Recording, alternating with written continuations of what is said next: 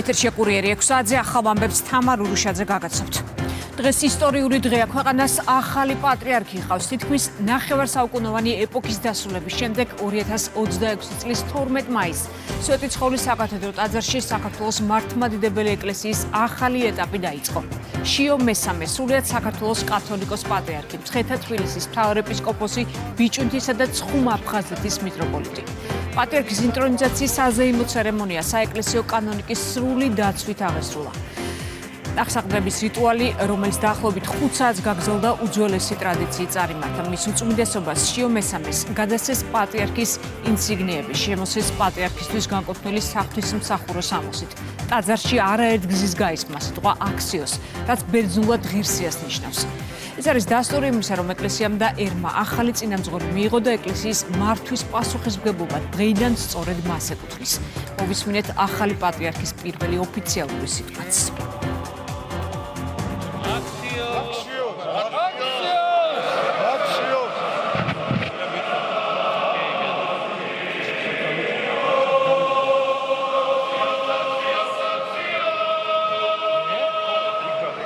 დიდია მადლი და წყალობა უფლისა ამ ღვთივკურთხეულ დღეს აქ სვეტიცხოვლის წმინდა ტაძარში თქვენს წინაშე მდგარი მადლობ და ვადიდებ უფალს. ამავდროულად კი მიპყრობს კრძალვა და სასოებით შევღაღადებ მას. მაუწყე მე უფალო გზა, რომელსაც ვიდოდი. სასოებ და მუხტს ვიყრი ყოვლად მოწყალე ღვთის წინაშე, რომლის განგებულებით საქართველოს მართლმადიდებელი ეკლესიის დიდმა კრებამ დამადგინა ანდრია პირველწოდებულის მიერ საფუძველ დადებული უძველესი ეკლესიის კათოლიკოს პატრიარქად. არავინ თავი თვისით მოიღის პატივი, არამედ რომელი წოდებულ არ ღმრთისა მიერ, ამბობს მოციქული პავლე. და მეც განცდელი ამ პატივის სიდიადისა და სიმძიმისა, სრულად ვარ მინდობილი ყოვლადწმინდა სამებას, რადგან ამ ჯვრის ტვირთვა ღვთის შეწევნის გარეშე კაცთათვის შეუძლებელია. მაგრამ მანუგეშებს და მამხნევებს უფლის სიტყვები, არა დაგიტეო, არცა დაგაგდო შენ. 1700 წლის წინ ჩვენმა ერმა ქრისტიანობა სახელმწიფო რელიგიად გამოაცხადა და ამ დღიდან მოყოლებული ეკლესია იქცა ერთობის, თვითმყოფადობის, სულიერი და სახელმწიფოებრივი ცნობიერების ბურჯად. თანამედროვე ცხოვრება ახალი სირთულეების წინაშე გვაყენებს. ადამიანთა გულები გაუცხოვებული და გაციებულია. ათასგვარი საცდური ანაცვლებს რწმენას, ზნეობრივ ფასეულობებს, ოჯახს და საყვარელ ადამიანებს. ამიტომ ერთიორად მძიმეა ეკლესიის წყემსთავრობის ტვირთი. რთულია სარწმუნო და გონიერი მონის მსგავსად ღირსეულად გაუმკლავდე ამასოფლის გამოწვევებს, მაგრამ აუცილებელია მეტი ძალისხმევა და ღვაწლი ქრისტეს რწმენის საქადაგებლად, მისი ცოცხალი სიტყვის ადამიანთა გულებამდე მისატანად. ამიტომ გმართებს თანაბრად გავიზიაროთ ხალხის სიხარულიც და ტკივილიც, ვემსახუროთ და საყრდენად ვექცეთ მათ, რადგან ეკლესიის ძალა მხოლოდ სიტყვაში არ არის, მისი მოწოდება ქრისტეს მიერ სიყვარულსა და ერთმანეთის სიმძიმის ტვირთვაშია. საჭიროა ფართოდ გავუღოთ ეკლესიის კარი ყველას, მხოლოდ ტაძრის ამბიონთან ნუ დაუცდით მოყვასის მოსვლას.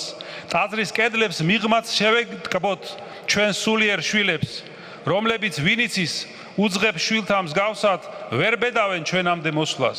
სწორედ ამ მსახურებაში გამოიწრთობა ჩვენი სული, ჩვენი მოწოდება.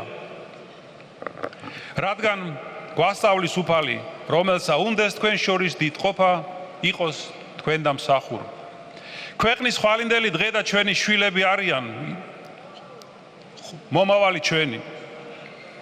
ისინი ყოველდღიურად გვაკვირდებიან, გვისმენენ, სწავლობენ ჩვენგან, ხშირად ცხოვრების განსხვავებულ გზებს ირჩევენ, მაგრამ მაინც შვილებად რჩებიან. სწორედ მას სჭირდებათ ყველაზე მეტად ჩვენი სიყვარული, ზრუნვა და თანადგომა.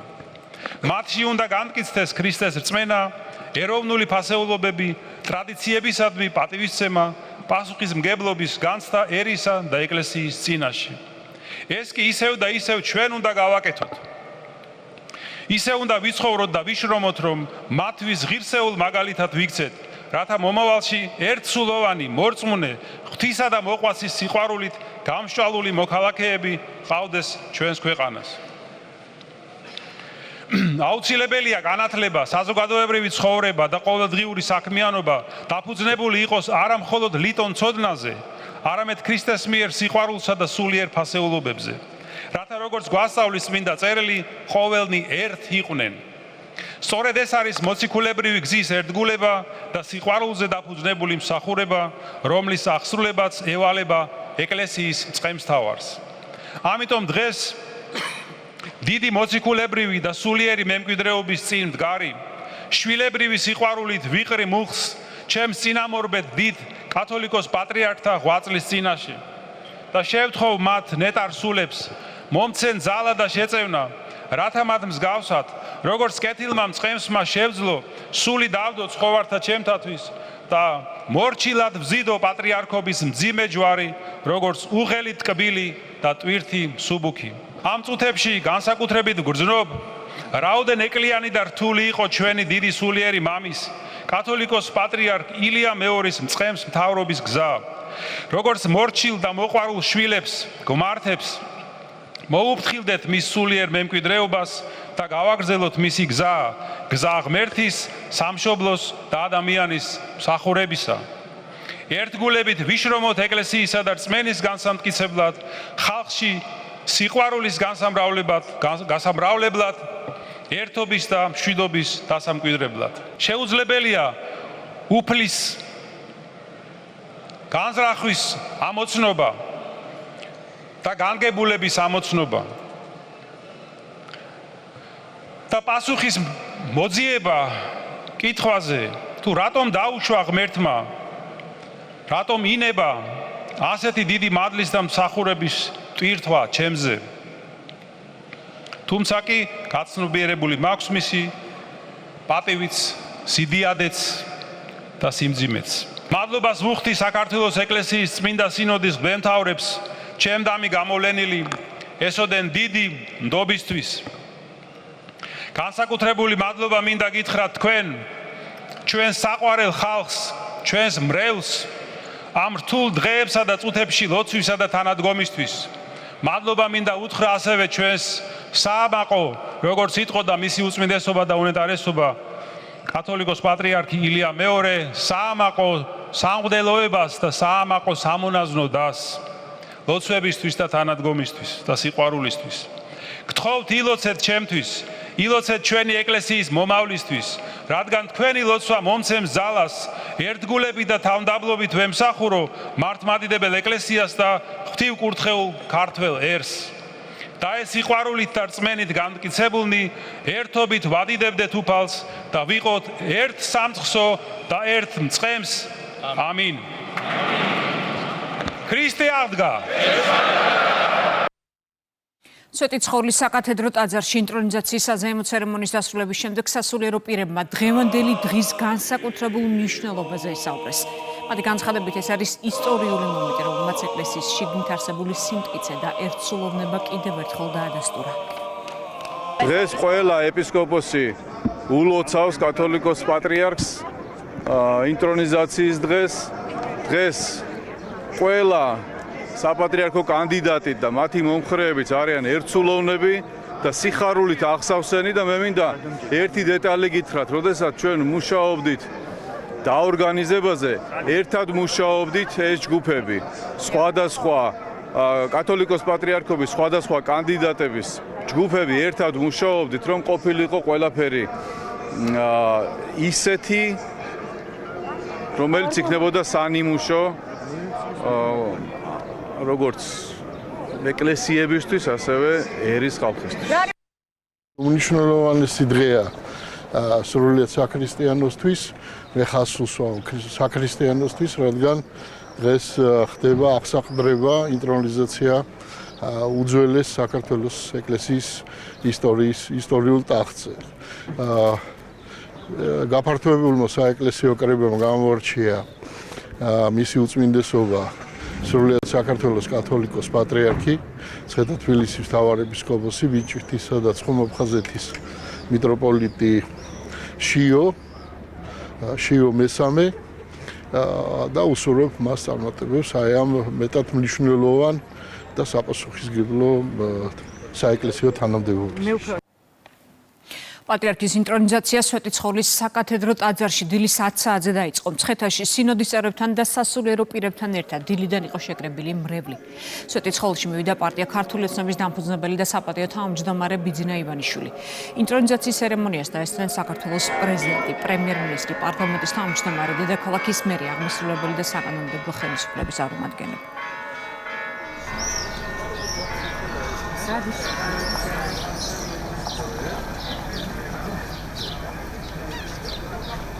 ეუფე შიო, რომელიც დღეს უკვე პატრიარქია, არის უღირსეულესი ადამიანი, ვინც კი იცნობს, ვინც არ იცნობს, ალბათ ამაში უკვე ყველა დარწმუნებული და ასეთი იყო ღვთისმება, ასეთი იყო ეუფეთა ნება და დღეს მართლაც ისტორიული დღეა, ვულოცავ მას და უსურვებ ბევრ წარმატებას, ჯანმრთელობას, რომ შეძლოს თავისი ამ უდიდესი პასუხისმგებლობით ამ უდიდესი პასუხისმგებლობის და დაკისრებული მოვალეებს, რაც ღმერთმა და სინოდის წარმომადგენლებმა დააკისრეს და მართლაც ძალიან რთულია ილია მეორის მერე, უწმინდესობის მერე ამ დიდი ჯურის, მძიმე ჯურის ტარება, მაგრამ დარწმუნებული ვარ მისი ეროვნული თვისებებიდან გამომდინარე ის ამას შეძლებს და იქნება გამორჩეული პატრიარქი და მე ვფიქრობ, რომ საქართველოში თავის სახელს, თავის სიტყვას დატოვებს, იტყვის ჩვენს ქვეყანაში და ერის და ხალხის კიდევ უფრო გაერთიანებაშიც განსაკუთრებით წვლილი შეიტანს. სრულიად საქართველოს ულოცავ უწმინდესი და უნეტარესი საქართველოს კათოლიკოს პატრიარქის შიო მესამის ანდრია პირველწოდებულის წმინდა კათედრაზე აღსადრებას. მე მინდა უსურვო მის უწმინდესობას და უნეტარესობას, რომ ის საქმე, რომელიც ჩვენმა წმინდა პატრიარქმა ილია მეორემ მისი ნახევარსაუკუნოვანი მოღვაწეობით შეასრულა, ეს საქმე გაეგრძელებინოს. ჩვენ ვართ ბედნიერი, რომ ვართ ილია მეორეს პერიოდში დაბადებული, გაზრდილი, ეკლესიაში ისული ადამიანები, რომელმაც იგრძნო ისულიერი კავშირი, რომელიც ილია მეორემ დაამყარა თითოეულ ქრისტიან ქართველს შორის. და მნიშვნელოვანია ამ ღვაწლის გაგრძელება. ჩვენ ვართ მომენტში, როდესაც ილია მეორემ დასთესა და ჩვენ ვიმკით. და მნიშვნელოვანია, რომ გაუფრთხილდეთ ამ დანატოვარს. საქართველოს მართლმადიდებელი ეკლესიის ახლად არჩეულ პატრიარქს მსოფლიო მართლმადიდებელი ეკლესიების წინამძღვრები ულოცავენ. შიო მესამემ ვატიკანიდან მისალოცი წერილი მიიღო. კარდინალ კურტ კოხის გზავნილში აქცენტი კეთდება საქართველოს კათოლიკოს პატრიარქის როლზე და წმინდა საყდრის პოზიციაზე. კარდინალი იმედოვნებს, რომ ახალი პატრიარქის მსახურება ხელს შეუწყობს ეკლესიებს შორის ერთობის, ქველმოქმედებისა და ძმური დიალოგის განმტკიცებას. შიო მესამეს ულოცავს რუმინეთის მართლმადიდებელი ეკლესიის პატრიარქი დანიელი. მისალოცი წერილი გავრცელა ამერიკის მართლმადიდებელი ეკლესიის წინამძღვარმა მიტროპოლიტმა ტიხონმა. მან ხაზი გაუსვა საქართველოს ეკლესიის ისტორიულ მნიშვნელობას და მის ადგილს მართლმადიდებელ სამყაროში. მილოცვას ავრცელებს უკრაინის მართლმადიდებელი ეკლესიის წინამძღვარი მიტროპოლიტი ეპიფანე. ეუფეშიოს საქართველოს მართლმადიდებელი ეკლესიის წინამძღვრად არჩევა მიულოცა რუსეთის პატრიარქმა კირილმა. წერილი გავრცელა ყოველთ სომეხთა კათოლიკოსმა გარეგინ მეორემ. თქვენი გამორჩევა საქართველოს მართლმადიდებელი ეკლესიისადმი თქვენი მრავალწლიანი ერთგული მსახურების ნათელი დასტურია, ნათქვამია წერილში. მისმა უწმინდესობამ მილოცვები მიიღო სერბეთიდან და ალბანეთიდანაც. დიდად ვხარობთ თქვენი ღირსეული არჩევით სრულიად საქართველოს 142 კათოლიკოს პატრიარქად. თქვენს აღსაყდრებას საქართველოს ისტორიული სამოციქულო და ავტოკეფალური ეკლესიის წმინდა ტახტზე ვეგებებით სამების დიდებითა და გულითადი ლოცვით. უერთდებით რა საზეიმო შეძახილს აქსიოს. გვწამს რომ თქვენი წინამძღოლობით საქართველოს საყვარელი სულიერ წარმატებასა და ნაყოფიერებას მიაღწევს. იმავდროულად თქვენი ღვაწლი კიდევ უფრო განამტკიცებს მართლმადიდებლურ ერთობასა და მის ცხოველმყოფელ მოწმობას დღევანდელ განსაცდელი ახსავსე მსოფლიოში. ამერიკის შეერთებული შტატების საელჩო საქართველოს მართლმადიდებელ ეკლესიას მის მრევლს და სრულიად საქართველოს კათოლიკოს პატრიარქს უწმინდესსა და უნეტარეს შიო მესამეს აღსაყდრებას ულოცავს. დიპლომატიური წარმომადგენლობა ხაზს უსვამს მოვლენის ისტორიულ მნიშვნელობას და აღნიშნავს, რომ ეს დამოუკიდებლობის აღდგენის შემდეგ პატრიარქის არჩევის პირველი პრეცედენტია. საელჩო ამერიკის შეერთებული შტატების სახელით მზადყოფნას გამოთქვამს, კიდევ უფრო გააღრმავოს თანამშრომლობა საქართველოს ეკლესიასთან საერთო კულტურული და ცივილიზაციური მიზნების მისაღწევად. შიო მესამე სრულიად საქართველოს კათოლიკოს პატრიარქად გამორჩევას ულოცავს ევროკავშირი. საქართველოს მართლმადიდებლურმა ეკლესიამ უმნიშვნელოვანესი როლი ითამაშა საქართველოს ისტორიაში ქვეყნის ეროვნული და კულტურული იდენტობის შესანარჩუნებლად. იმ ეტაპზე, როდესაც მსოფლიო ძალიან სჭირდება მორალური სიცხადე, შერიგება და იმედი გვჯერა, რომ თქვენი უწმინდესობის სულიერი ხელმძღვანელობა და სიბრძნე შთაგონების წყარო იქნება ყველასთვის, ვინც ერთიანობას ეძებს გაურკვევლობისა და განხეთქილების დროს, ნათქვამია ევროკავშირის წარმომადგენლობის განცხადებაში. ახალი პატრიარქის ინტრონიზაციის პარალელურად ოპოზიციური ჯგუფები და მათთან დაკავშირებული პირები ეკლესიის წინააღმდეგ მიზანმიმართულ კამპანიას განაგრძობენ. მათ სოციალურ ქსელში აგრესიული პოსტები გაავრცელეს. ნაციონალური მოძრაობის ყოფილმა და ახალის მოქმედმა წევრმა ნიკა ნარსიამ შეურაცხყოფელი სიტყვებით გააზიარა სტატუსი და ვიდეო, სადაც გამოთქმული იყო პროტესტი იმის გამო, რომ სადღესასწაულო წირვისა და ლოცვების დროს სხვა პატრიარქებთან ერთად რუსეთის პატრიარქიც იქნა მოხსენიებული. სოციალურ ქსელში საზოგადოების კრიტიკის შემდეგ ნარსიამ პოსტი ჩაასწორა. მმართველი გუნდის შეფასებით ეს არის თავდასხმა არა მხოლოდ კონკრეტულ იერარქებზე, არამედ მთლიანად ეკლესიის ინსტიტუციაზე, რაც დაუშვებელია და რასაც საზოგადოება ყოველთვის შესაბამის პასუხს გასცემს.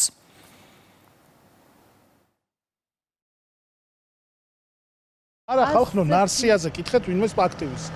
არ არის ის მასშტაბი, რომ ეხა ვიღაცა Facebook-ზე რაღაცა დაგპოსტა და მე ამაზე კომენტარი გავაკეთე. იმიტომ რომ ბევრი ადამიანი ზოგი აქეთ ხარეს აყენებს შეურაცხყოფას, ზოგი იქეთ ვინვის აყენებს შეურაცხყოფას ასე შემდეგ არ მიმაჩნია მნიშვნელოვნად თელად.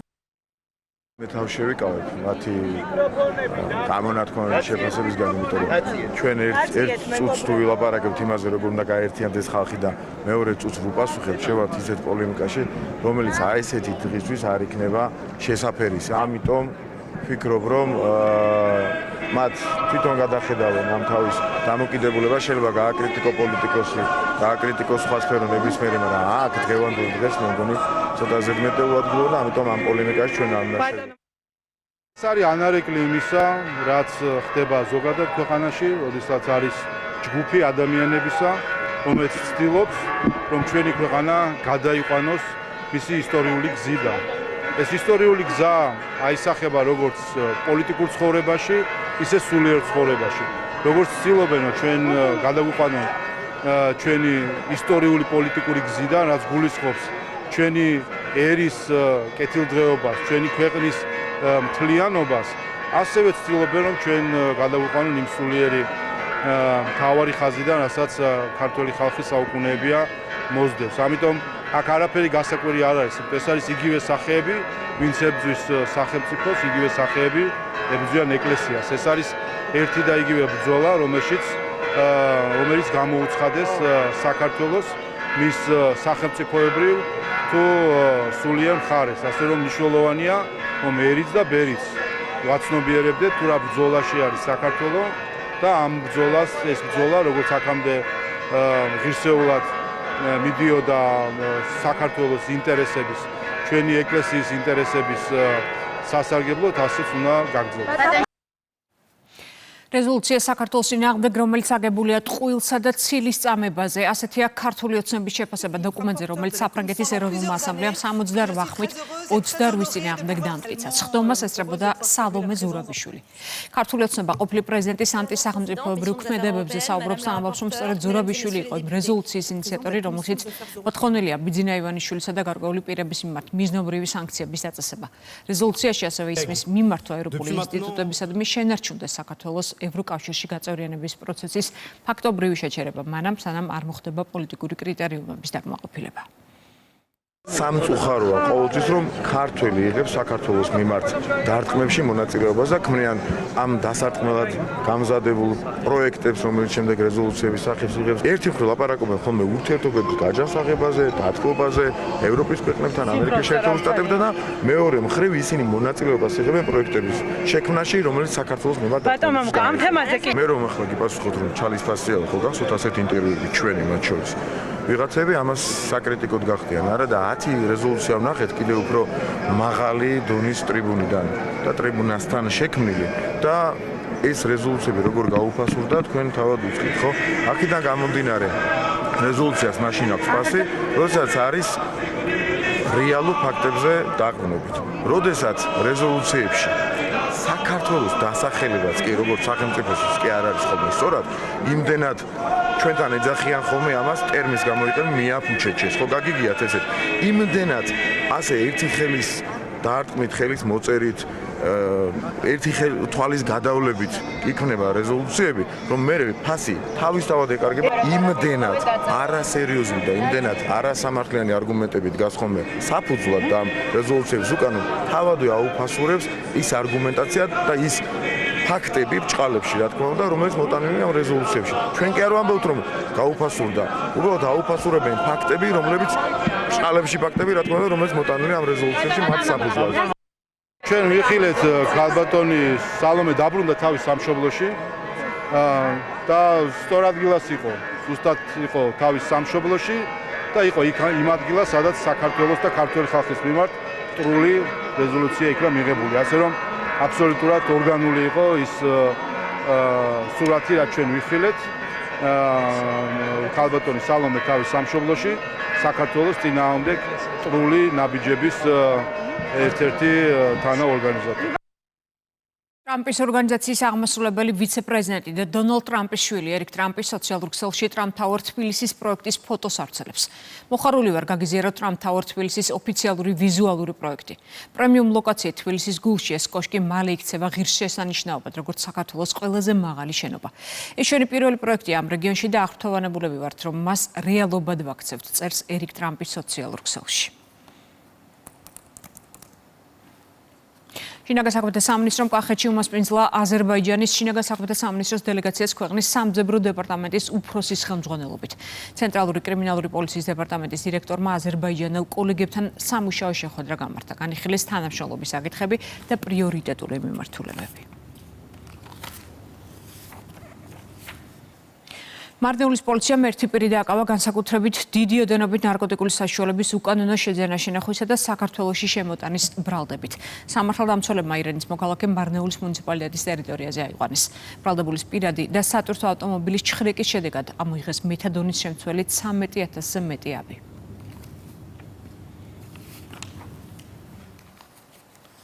რუსთავის პოლიციამ ერთი პირი დააკავა თაღლითობის ბრალდებით. ბრალდებულმა საზღვარგარეთიდან 43 ავტომობილი ჩამოყვანის სანაცვლოდ უცხო ქვეყნის მოქალაქის $374,000 თაღლითურად მიისაკუთრა და ვალდებულება არ შეასრულა.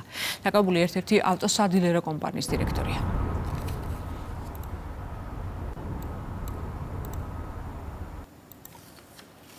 ეკონომიკის მინისტრი ავიაკომპანიების წარმომადგენლებს შეხვდა. ისაუბრეს ზაფხულის სანავიგაციო სეზონზე და გეგმებზე. გაკეთდა განცხადება, რომ სახელმწიფო და კერძო სექტორი კოორდინირებულად იმუშავებს. მხარეებმა იმსჯელეს იმ გლობალურ გამოწვევებზე, რომლებიც პირდაპირ აისახება საავიაციო ბაზრის სტაბილურობაზე. მარიამ ქრუიშვილმა 2025 წლის სტატისტიკურ მონაცემებზეც ისაუბრა. შეხვედრა გავმართეთ ავიაკომპანიების წარმომადგენლებთან. აღნიშნული კონსტრუქციული საუბარი ნამდვილად ხელს შეუწყობს ქვეყანაში არსებულ საავიაციო სექტორში მიმდინარე პროცესებს და თქვენ იცით, რომ ამ მიმართულებით ჩვენ 2025 წელი საკმაოდ წარმატებული წელი გვქონდა. 2026 წლის პირველი კვარტალით საკმაოდ დინამიურად ვითარდება და შესაბამისად ამ მიმართულებითაც ზრდა გვქონდა. არის დადებითი დინამიკა ახალი მიმართულებების დამატებასთან დაკავშირებით. ზოგადად მსგავსი ტიპის შეხვედრები ცალსახად ხელს უწყობს დარგთან უფრო მჭიდრო კოორდინაციას. ზოგიერთი ავიაკომპანია, რომელიც დაფრინავდა დაუშვათ სიხშირით 3-ით, ეხა რეგულარულად დაფრინავთ 1-ით და გადადის 2-ზე. ეს არის Fly Dubai, რაც შეეხება საუდის არაბეთის ავიაკომპანიებს, იქაც კარგი სურათი გვაქვს. ყოველდღიურზე გადავიდა Flynas-ი და შესაძლებელია გადავიდეს შემდეგი კვირიდან უკვე 2 სიხშირეზე. გვაქვს ინფორმაცია კუვეიტის ავიაკომპანიებიდან 17 რიცხვიდან მაისიდან იწყებს ფრენას თბილისში ჯაზირას ავიაკომპანია და ბათუმში მაისის მარტის ბოლოდან. საქართველოს მიმართულებით დიდი გეგმები გვაქვს. ყოველ წელს ზაფხულის სეზონზე ფრენების რაოდენობას საგრძნობლად ვზრდით. თუ ზამთარში კვირაში 6 რეისს ვასრულებთ, ზაფხულის თვეებში მათი რიცხვი ეტაპობრივად იმატებს და ივლისისთვის უკვე 22 ფრენამდე აღწევს. წელს ფრენების სიხშირეს კიდევ 2 რეისი დავამატეთ, რაც იმას ნიშნავს, რომ კვირაში ჯამში 24 რეისს განვახორციელებთ. აჭარის მთავრობის თავმჯდომარე ხილვაჩაურის მუნიციპალიტეტის მერიისა და საკრებულოს თანამშრომლებს შეხვდა. ზურაბ პატარაძე მუნიციპალიტეტის განვითარების გეგმებს გაეცნო და მიმდინარე პროექტების შესახებ ინფორმაცია მოისმინა. მისი განცხადებით, ხილვაჩაურის მუნიციპალიტეტს განსაკუთრებული მნიშვნელობა აქვს როგორც სატრანზიტო, ისე ეკონომიკური და ტურისტული მიმართულებით. მოვისმინეთ თუ რა გეგმები აქვს ხილვაჩაურის მუნიციპალიტეტს 2026-28 წლების განმავლობაში. მიმდინარე პროექტები თითოეული საკითხი, რომელიც აწუხებს ჩვენს მოსახლეობას, დღეს ჩვენ განვიხილეთ 2 ახალი სოციალური სახლის მშენებლობის საკითხი, თუ რა გამოწვევები არის, დასრულება, ვადები, ოცნების ქალაქის საკითხები, ყველა ეს მნიშვნელოვანი საკითხი დღეს სამუშაო შეხვედრისას ჩვენ განვიხილეთ. უკრაინის ანტიკორუფციულმა უწყებამ ზელენსკის ოფისის ყოფილ ხელმძღვანელს ანდრეი ერმაკს ბრალი წარუდგინა. მას ორგანიზებულ დანაშაულებრივი ჯგუფის წევრობაში ადანაშაულებენ. გამოძიების ინფორმაციით ბრალდებულებმა, მათ შორის ყოფილმა მაღალჩინოსანმა ალექსეი ჩერნიშოვმა და ბიზნესმენმა თიმურ მინდიჩმა დაახლოებით 10 მილიონი დოლარი გაათეთრეს. თანხები 5 მდიდრული რეზიდენციის მშენებლობაზე დაიხარჯა, რომელთაგან თითოეულის ღირებულება 2 მილიონ დოლარს აღწევს. პროექტის დაფინანსება კი ძირითადად კორუფციული გზით მოპოვებული ნაღდი ფულით ხორციელდებოდა. ერმაკს 8-დან 12 წლამდე პატიმრობა ემუქრება. ის ბრალს არ აღიარებს.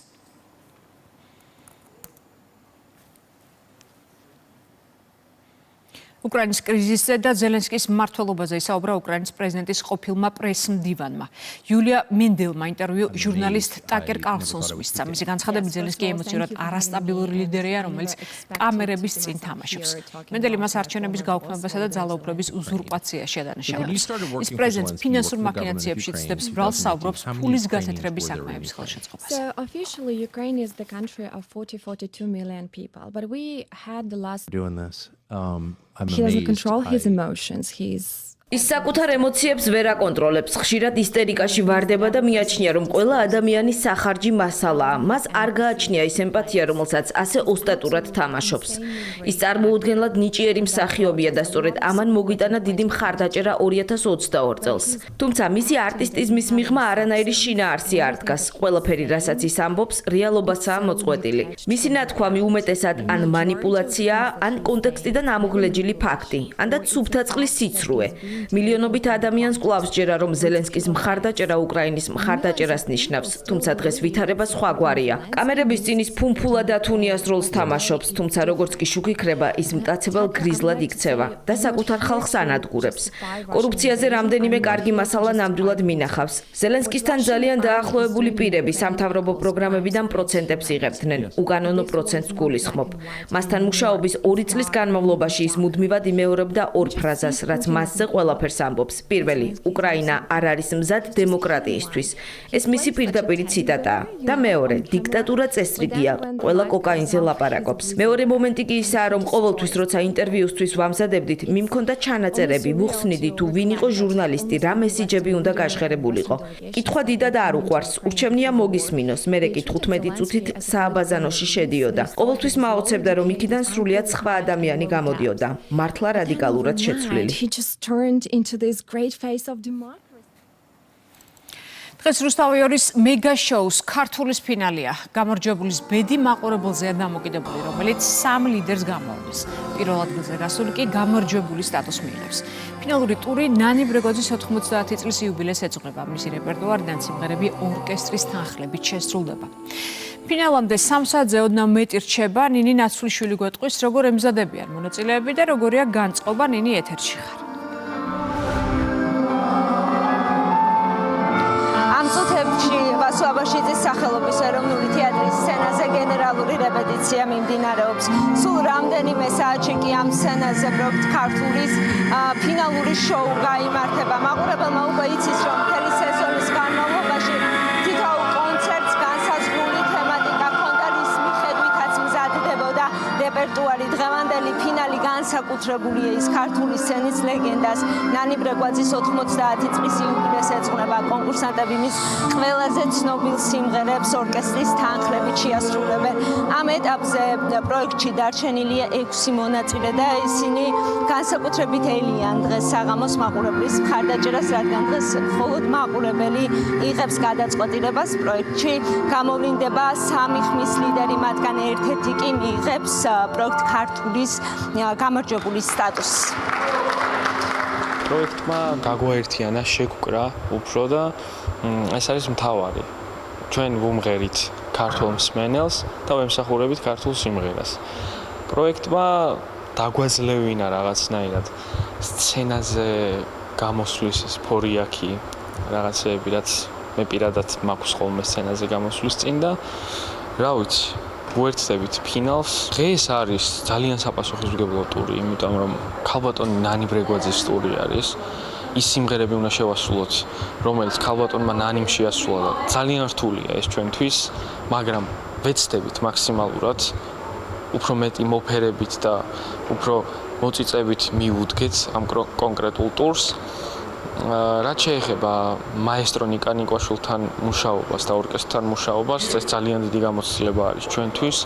რაღაც სხვანაირად შევივსეთ და ძალიან გვიხარია და ბედნიერები ვართ ამით. დღევანდელი დღე ორმაგად საპასუხისმგებლო ჯგუფის ადარისთვის, რადგან დღეს პირველად ვდგებით ორკესტრთან ერთად სცენაზე და ძალიან დიდ გამოცდილებას მივიღებთ ამით.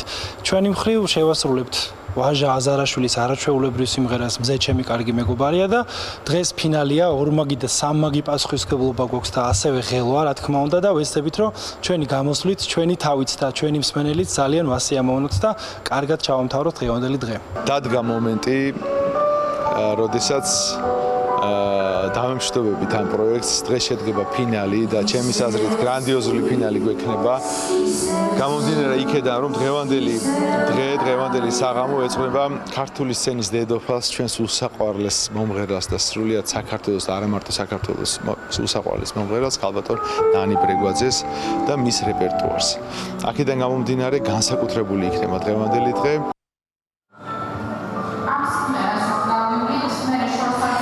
ქართულის ფინალური შოუ დღეს რუსთავის პირდაპირ ეთერში ზუსტად 22 საათზე დაიწყება. მადლობა ნინი ნაცვლიშვილი საუბრობდა კურიერის პირდაპირ ეთერში რეკლამის დროა და ფოთის პოლიციამ ერთი პირი დააკავა ქურდობის ბრალდებით. გამოძიების ინფორმაციით ბრალდებული ფოთის რკინიგზის სადგურის ტერიტორიაზე მატარებლის ვაგონის ავზიდან 3000 ლიტრ საწვავს დაეუფლა. დანაშაულში მონაწილე სხვა პირების დაკავების მიზნით გრძელდება საგამოძიებო მოქმედებები. ფლორიდას სტიქიური უბედურების ზონაა. ხანძარმა 30 კვადრატულ კილომეტრამდე ტყის საფარი გაანადგურა. კრიტიკულია ვითარება შტატის სამხრეთ ნაწილში. მეხანძრეები ცეცხლის 2 კერას ებრძვიან. ხელისუფლება მოსახლეობას აფრთხილებს, რომ გზებზე გადაადგილება საფრთხის შემცველია.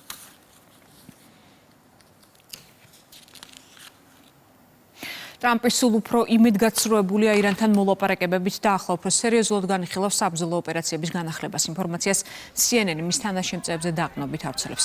ირანის პარლამენტის სპიკერი კი წერს, რომ თეირანი მზად არის ნებისმიერ აგრესიას პასუხი გასცეს. ამ ფონზე დღეს 40-ზე მეტი ქვეყნის თავდაცვის მინისტრების ონლაინ შეხვედრა გაიმართა, რომელზეც განიხილება ჰორმუზის სრუტის გავლით სავაჭრო ნაკადების აღდგენის სამხედრო გეგმა.